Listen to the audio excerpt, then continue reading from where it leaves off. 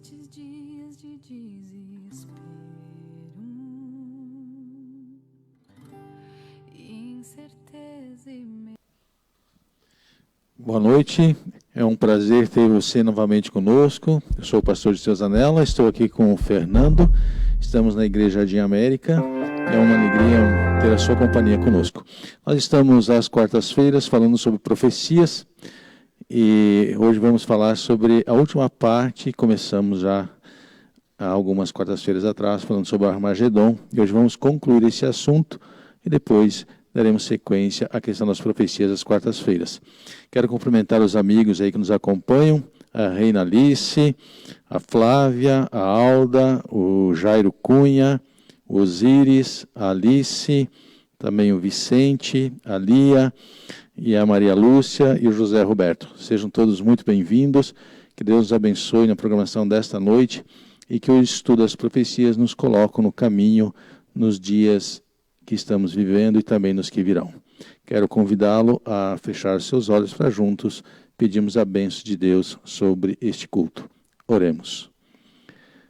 Senhor, nosso Deus e nosso querido Pai, nós queremos te agradecer por termos vivido este dia em tua presença, sob a tua bênção e o teu cuidado. Agora estamos em tua casa nesta noite, onde iremos estudar um pouco mais sobre as profecias bíblicas. E humildemente nos colocamos em tuas mãos e suplicamos a unção do teu Espírito, ao Fernando e a mim que aqui estamos, e também a quem nos acompanha via internet. Que o Senhor nos abençoe, pois nós humildemente pedimos no doce nome de Jesus. Amém. Amém. Amém. Fernando, é um prazer recebê-lo, seja muito bem-vindo. Uma boa noite, pastor, uma boa noite a você que está nos assistindo, que Deus lhe abençoe. Eu espero que o estudo dessa noite traga muito mais esperança e também confiança na palavra de Deus do que temor. Porque a gente fala do Armagedon, o pessoal, puxa, eu não quero nem saber disso, porque é envolto em trevas. Não, tem muita esperança no Armagedon. É muito bom você colocar isso, porque realmente as profecias, elas sempre vão terminar com um ato glorioso de Deus. Né? As profecias apenas elas nos mostram o que está acontecendo, o que irá acontecer, mas nos dão uma certeza, como diz o livro do Apocalipse, que o anjo caminha entre os 7 candeeiros, as 7 igrejas. Deus está conduzindo o seu povo aos acontecimentos desse mundo. Sim, Fernando, bem colocadas as suas palavras, que essa seja a nossa esperança. E veja só, na profecia do Armagedon, o mundo ele interpretou o Armagedon como fez com o Apocalipse no passado. No passado, quando fala Apocalipse, até tinha filmes sobre isso, a pessoa tinha um medo, olha, não leiam, porque isso aí é tenebroso. Depois mudou, aí foi para o Armagedon, filme e tudo mais. E sempre envolto nesse mistério, no medo e tudo mais. E você vai ver, a gente está vendo através do estudo, que Deus deixou um mapa celestial do que vai ocorrer. E falou assim, olha, esse é o caminho que você tem que trilhar. Se você permanecer fiel, você vai ser vencedor, porque Deus nos dá a certeza da vitória. Na semana passada nós estudamos sobre a origem da palavra Armagedon. E um dos fatos mais lindos que nós temos, além de descobrirmos que a palavra deriva de Har, o fato mais lindo de Har com Megidon, a união das duas palavras. O fato mais lindo que eu vi é a certeza que ele nos dá quando estudamos Josafá, dos 3 reis que vieram lutar contra Israel, que Deus falou, não façam nada, que a guerra é minha. E isso se espelha também na questão do Armagedon. Nós estudamos sobre a origem da palavra, mas tem perguntas que a gente tem que responder ainda. E nós percebemos nos estudos das profecias que sempre quando nós fazemos aquilo que Deus determinou, aquilo que orientou, a bênção virá. Então nós estamos vivendo realmente em tempos onde Deus está nos mostrando muitas coisas. Até mesmo o próprio conhecimento das profecias bíblicas tem se ampliado. E o Armagedon vai nos levar aí nesse caminho. Sim, vamos lá. Na semana passada, então, nós estudamos, né, e a questão de estudo de profecia tem tudo a ver com o que acontece hoje, porque tudo faz parte de um contexto, preparando por esse tempo do cumprimento das profecias, como nós falamos já algumas quartas-feiras. Uma das perguntas que falta do Armagedon responder é a questão seguinte.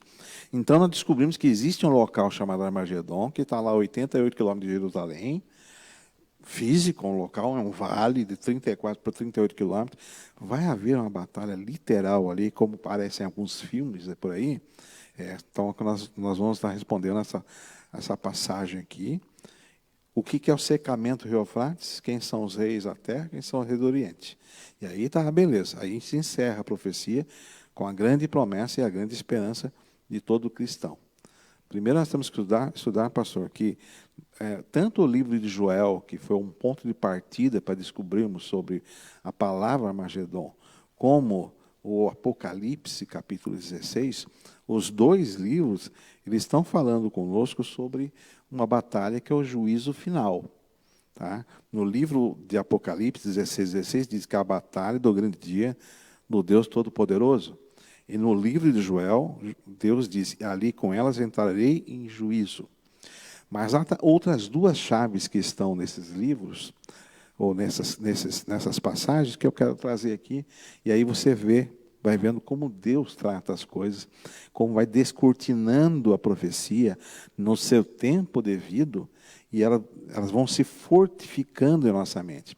Veja só, os dois livros, que são livro profético, agora a gente quer saber o seguinte, olha, a batalha é literal ou ela é simbólica? Os dois livros falam de uma batalha, e os dois livros, eles estão nos passando a informação de que existem dois acontecimentos que estão ali ligados.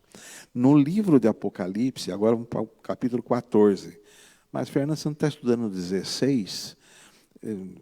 Lembrando que é uma sequência, é uma carta que Deus deixou. Então você anda nessa carta, né? Você vai caminhando ali, lendo a carta, você vai vendo aqui. No capítulo 14 e 15, há uma mensagem. O anjo está falando, lança a tua foice e ceifa, porque é chegada a hora de ceifar, porque já a seara da terra está madura. Então a gente lê sobre isso, a visão que temos agora, João, é o seguinte, o anjo chega e fala para Jesus, lança a foice e ceifa, porque a seara está madura. E ainda coloca a seara da terra.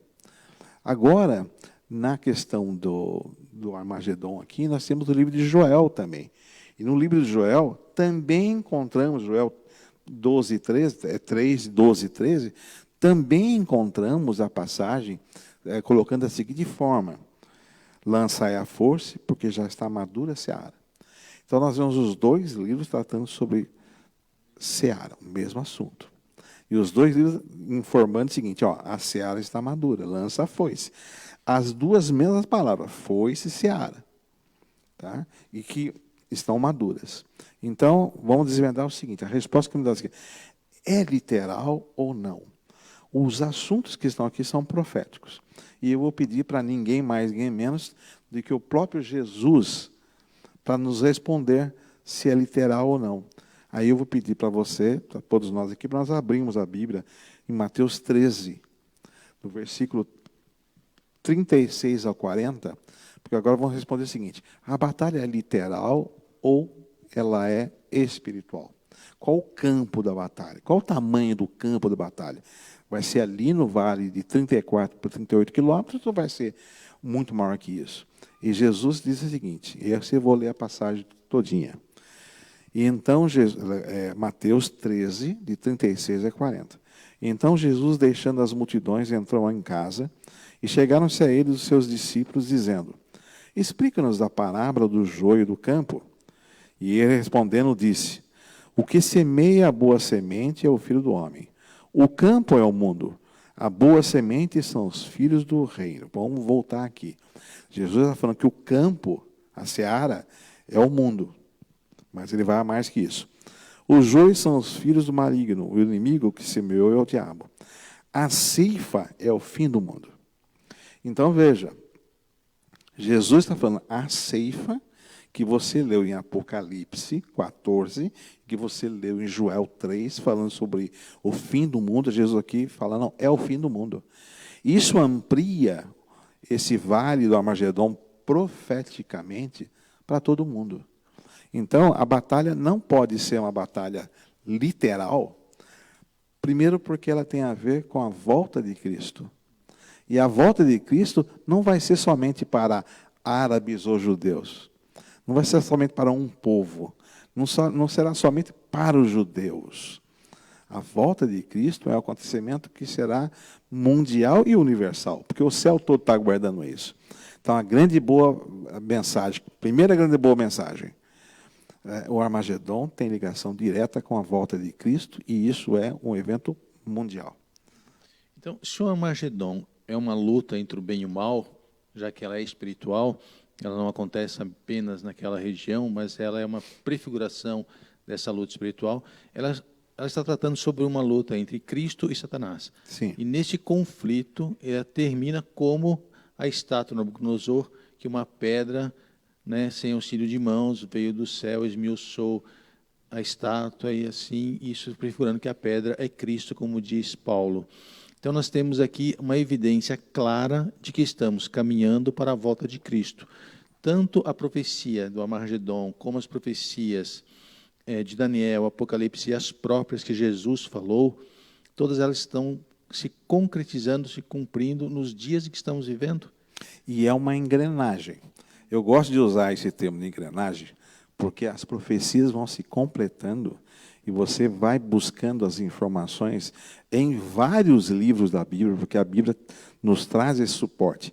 E isso vai nos dando a certeza. A certeza é essa.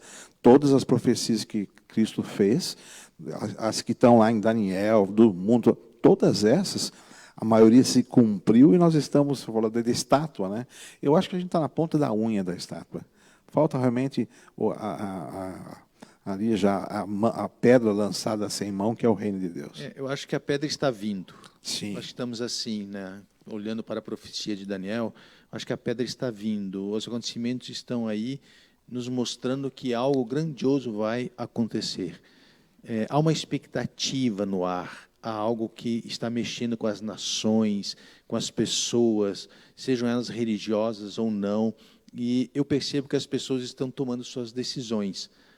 Sabe, Fernando, há pessoas que estão preocupadas e buscando conhecimento da verdade, ouvindo, e outras que não querem ouvir, não se interessam, elas não querem saber de coisas religiosas, mesmo diante do que estamos acontecendo. Há pessoas dizendo, não, isso vai passar, tudo vai voltar ao normal, mas eles esquecem que Jesus, falando da sua volta, do Armagedon, dessa guerra entre Cristo e Satanás, de que será como as dores do parto de uma mulher que está para dar à luz. Não tem como voltar.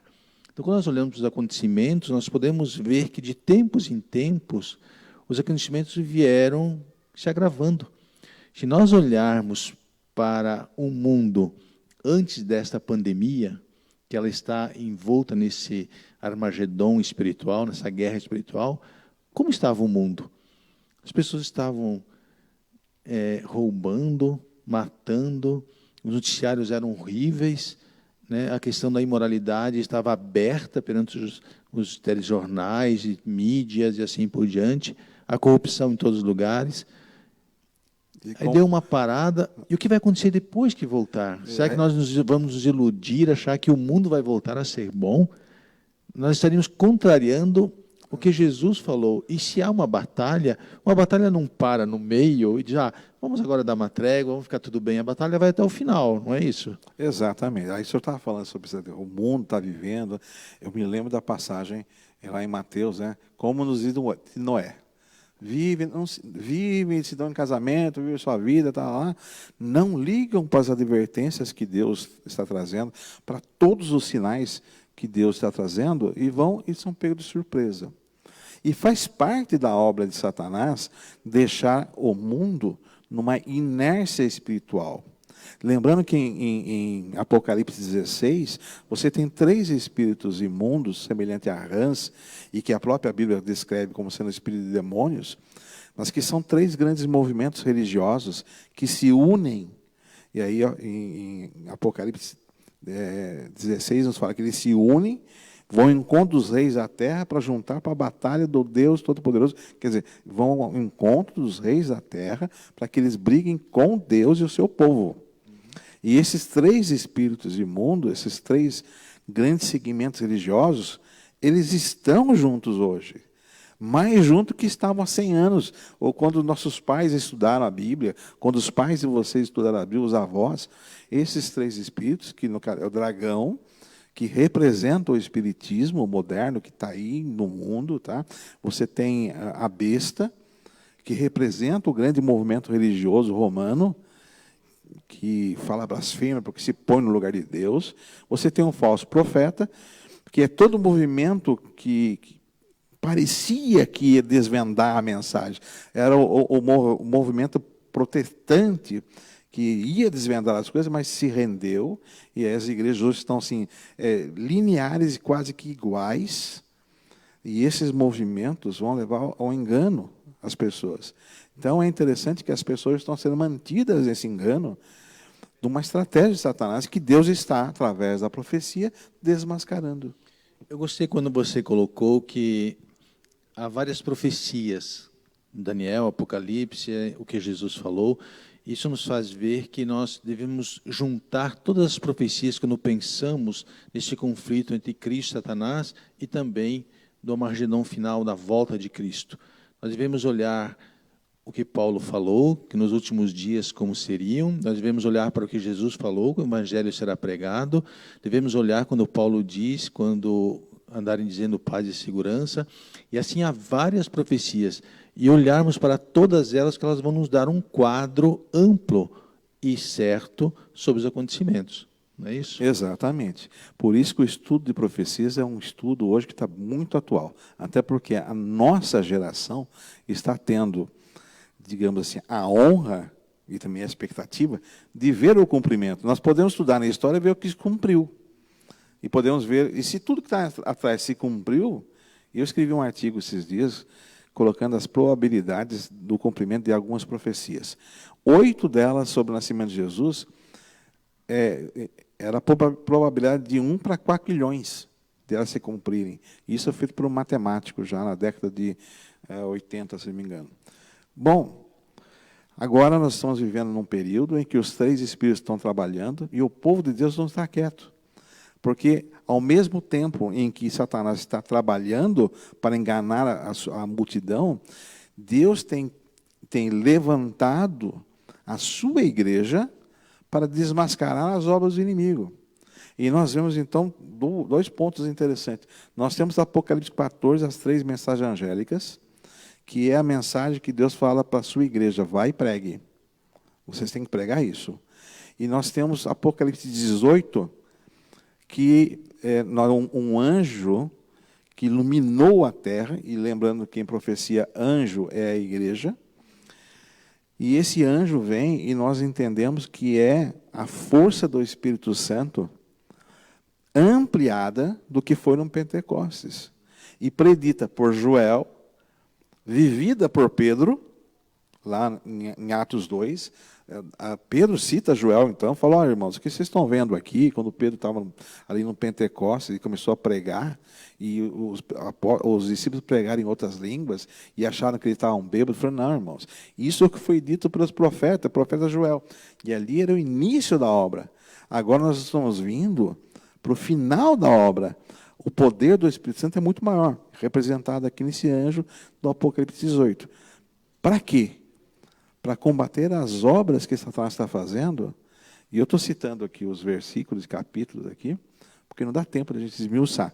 Combater as obras que Satanás está fazendo, porque como Satanás sabe que seu fim está próximo, ele está aumentando as suas ações. E Apocalipse 17 descreve que ele embriagou os reis da terra, ele traz cativos os reis da terra, e no próprio Apocalipse nós temos lá que seguirão, vão adorar a besta que é mantida por Satanás. Então haverá uma classe muito grande no mundo que vai optar ficar seguindo Satanás. Inicialmente uma classe que vai estar sendo enganada, mas Deus não deixará ninguém tomar uma decisão sem saber o que é a verdade. E essa é a grande mensagem também que nós temos. Deus não deixará os seus filhos serem envolvidos por Satanás sem que eles tenham a oportunidade de conhecer o que é a verdade. Estou falando dessa nossa geração. E aí, o que ocorre é o seguinte: dentro dessa dessa certeza, Deus levanta o seu povo para pregar a verdadeira mensagem. E é por isso que nós temos o auxílio do Espírito Santo. Agora, falta uma coisa importante na profecia do Armagedon, pastor, que é muito intrigante, né? Quando você lê a profecia lá no capítulo 16, ela começa falando dos anjos, e que um anjo derrubou a sua taça sobre o grande rio Eufrates, e secou, preparando o caminho dos reis que vê o Oriente. Quando eu estudei sobre isso, inicialmente, sem me aprofundar, eu pensei, o rei do Oriente deve ser os árabes, os povos, né? Ciro vinha do Oriente, né? E aí eu pensei, bom, deve ser isso aqui. Quando eu me aprofundei na profecia e fui olhando todo, é por isso que Deus fala, você não tem que ler a Bíblia, você tem que examinar, tem que estudar. Eu descobri uma verdade maravilhosa. Quem são os reis do Oriente? É espetacular a mensagem que nós temos aí. E o que é o secamento do rio Eufrates? Nós vemos na Bíblia Ciro, predito por Isaías, capítulo 44, predito, que ele destruiria a Babilônia.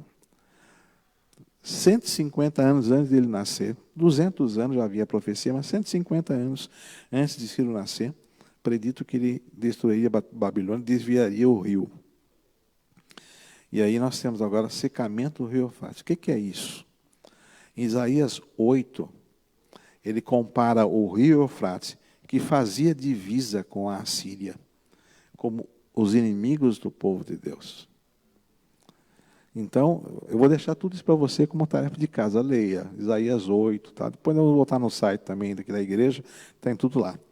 Então, Isaías 8, ele fala, olha, o rio Eufrates é semelhante aos inimigos do povo de Deus. Então, você vê todo o simbolismo nisso.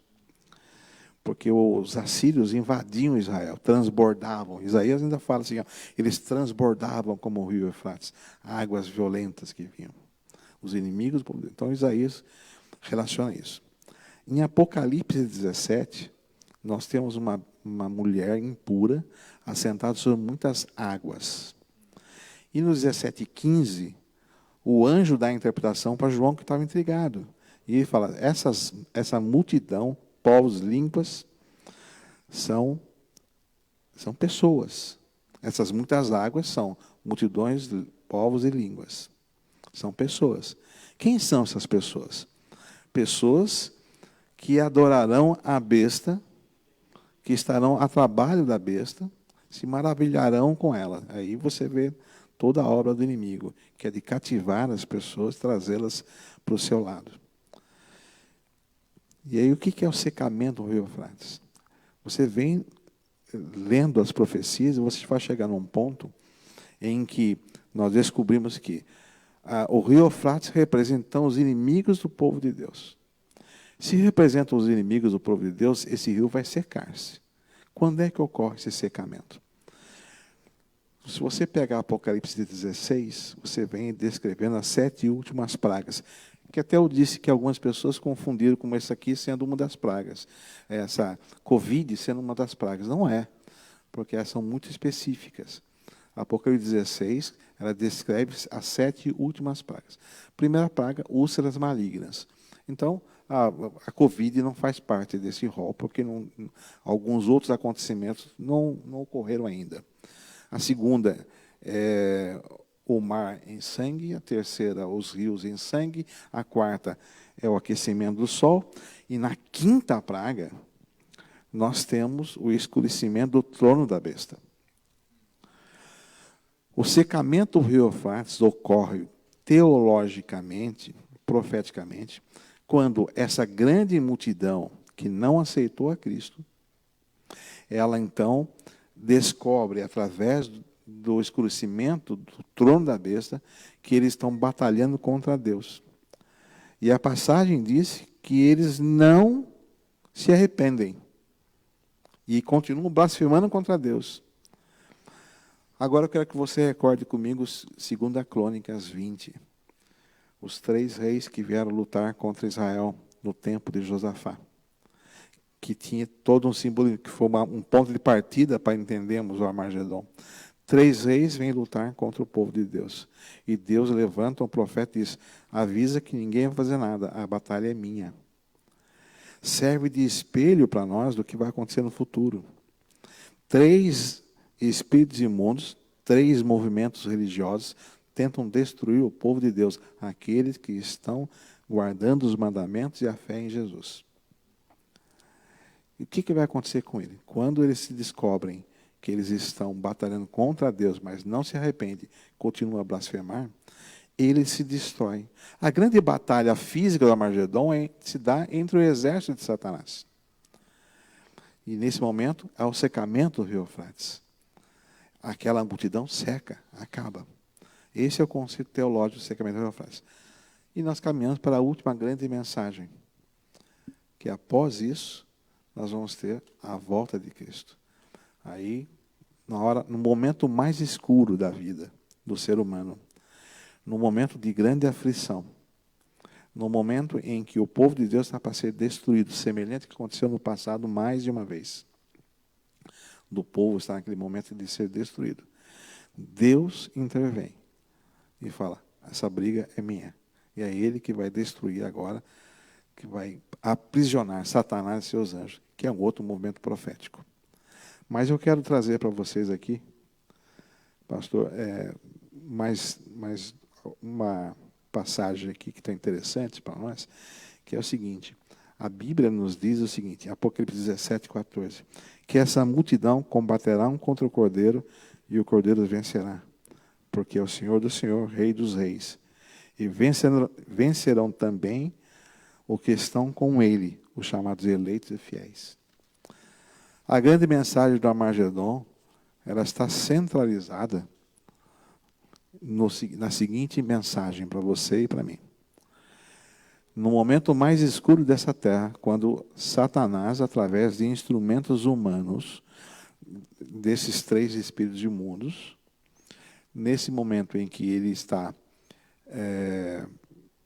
fazendo guerra contra os filhos de Deus, Deus vai intervir e vai salvar os seus filhos. Essa é a grande mensagem do Armagedon.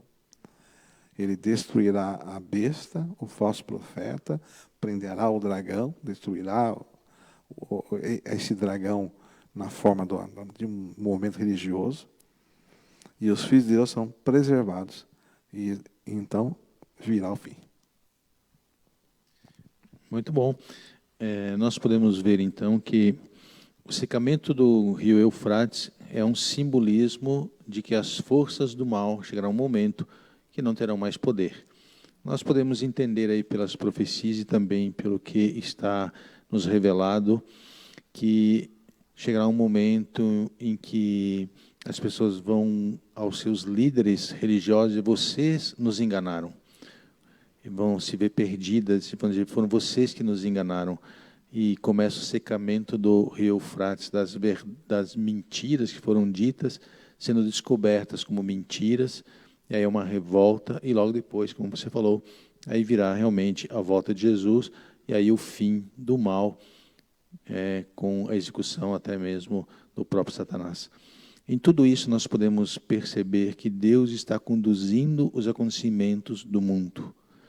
Haverá sim momentos difíceis.